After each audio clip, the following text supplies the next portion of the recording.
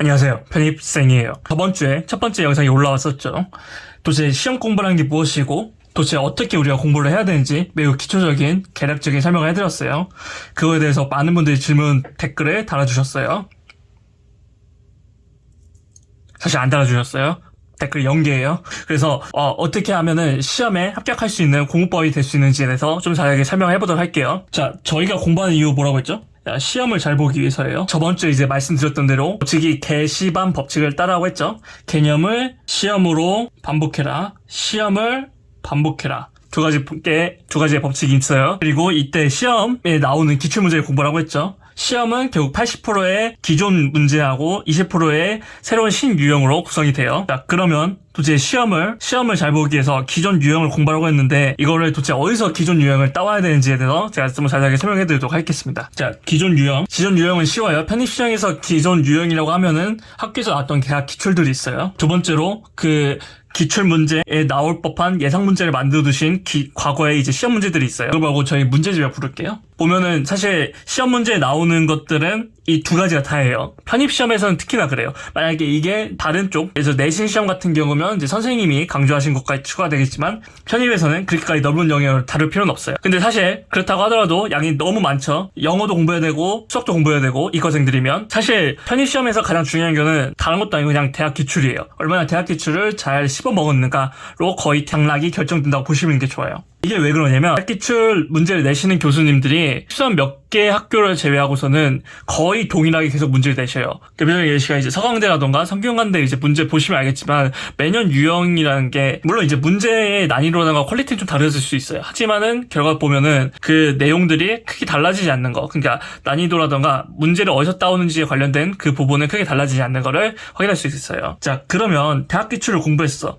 그러면 문제집은 도대체 왜 필요하냐는 거예요. 제가 여기서 설명하지 않은 한 가지의 더 참고사항이 있는데 바로 여러분들 이제 인강이라던가 아니면은 학원에서 수업을 들으실 거 아니에요. 예상 기출문제, 그 해년도 예상 기출까지 앞으로 시험에 나올 수 있는 예상 문제 유형으로 들어가는 거예요. 그런데 이제 중요한 건 이거죠. 대학 기출을 모르는데 문제집만 드립다 풀면은 안 풀려요. 그리고 문제집만 드립다 풀고서는 대학 기출 갈도 잘 안 풀려요. 대학 기출을 80% 이상의 어느 정도 습득이 돼 있는 상태에서 문제집하고 강사님의 예상 기출로 넘어가셔야 돼요. 기존에 있는 것도 되지 않았는데 남은 20% 잡겠다고 해도 점수가 어떻게 됩니까? 80점 받고 20점 날리시겠습니까? 20점 받고 80점 날리시겠습니까? 대충 생각해봐도 각이 나오죠. 그래서 우리는 대학 기출, 대학 시험 문제를 누적 반복해서 예상 기출까지 맞추는 활동을 해야 돼요. 그런데 예상 기출이란 게 이제 시험을 보신 분들은 알겠지만 혹은 이미 대학 기출을 보신 분들은 알겠지만 예상외 문제라는 게 생각보다 대학 기출만으로도 못 푸는 유형이 가끔씩 나와요. 대표적으로 홍익대라던가 중앙대 같이 뭔가 좀 아웃바운드한 그런 문제들이 좀 있죠.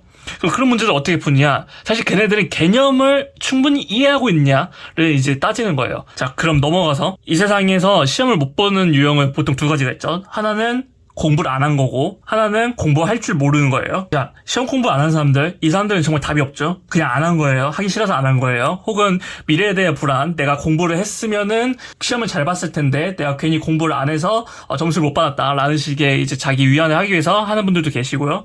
아니면 또 다른 바쁜 일 때문에 못 하시는 분들 계신 거예요. 이런 분들은 시험을 못 볼 가능성이 되게 높아요. 시험 공부 방법을 모르시는 분들 큰일이에요. 시험 공부 방법을 모른다는 이야기는 시험에 나올 것이 정해져 있는데 그거 공부 안 하고 딴 거 공부했다는 얘기예요. 그래서 계속 강조하고 있죠. 저희는 반드시 개시반 공부법을 따라야 돼요. 시험에 나오는 걸 반복해야 된다. 개념도 시험을 통해서 반복해야 된다. 꼭 잊으시면 안 돼요. 합격하는 유형도 크게 두 가지로 나뉘어요. 첫 번째는 이제 그냥 합격생. 첫 번째는 그냥 합격하신 분들, 그리고 그거조차 뛰어넘은 최상위 합격자분들. 이제 합격생분들은 80% 맞추고 20% 틀리신 분들이고 최상위 합격자분들은 80% 맞추고 남은 20%는 개념을 이용해서 이제 문제를 푸시거나 혹은 기존 유형을 응용해서 이제 문제 푸신 거예요. 저희들은 이제 합격생을 노리는 게 맞긴 하지만 세상이 합격생을 가시는 게 그렇게 어려운 일이 아니라는 거를 게시판 공부법을 따라보면 이제 조금씩 알게 돼요. 이게 왜 가능하냐? 자, 수학 문제 한번 생각해 봅시다. 자, 수학 문제 수포자분들 도대체 뭐가 어려워서 수학을 못 푸는 걸까요? 그러니까 기본적인 것들은 다 아시는데도 불구하고 문제를 못 푸시는 이유는 사실 문제를 어떻게 풀어야 될지에 대해서 자기 스스로 매뉴얼한 적이 없어서 틀리시는 거예요.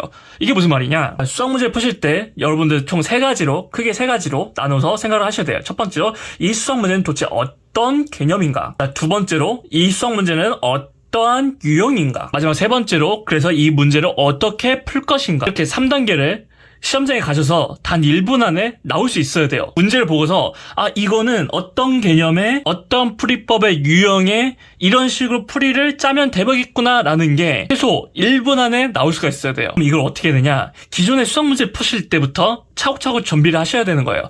수학 문제를 보고서 이거는 어떤 개념, 어떤 유형, 어떤 풀이로 이어지겠구나 라는 거를 차근차근 정리해야 됩니다. 이것이 바로 메커니즘표라고 불리는 거예요.